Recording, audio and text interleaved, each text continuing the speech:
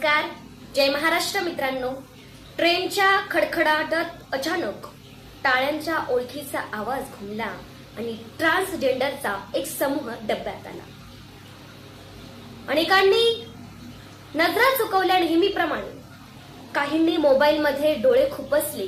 त्या गर्दीत एक ट्रान्सजेंडर एका मुलाजवळ गेली आणि प्रेमाने म्हणाली, बाळा काही दे ना. मुलगा थोडा घाबरला आणि हळू आवाजात म्हणाला, माझ्याकडे पैसे नाही दिले. पण पुढच्या क्षणी त्याच्या डोळ्यात अश्रू वाहू लागले. तो रडत म्हणाला, अगदी 2 दिवसांपासून काही खाल्लेलं नाही, खूप भूक लागली आहे. हे ऐकताच त्या ट्रान्सजेंडरचं मन हेलावलं.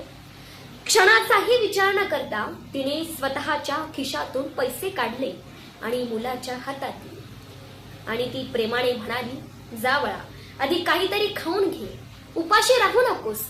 तो क्षण फक्त मदतीचा नव्हता तर खऱ्या माणुसकीचा होता.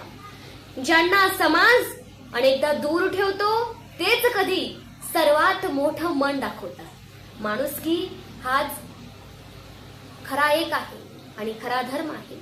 हे या घटनेतून पुन्हा सिद्ध होतं. ही कथा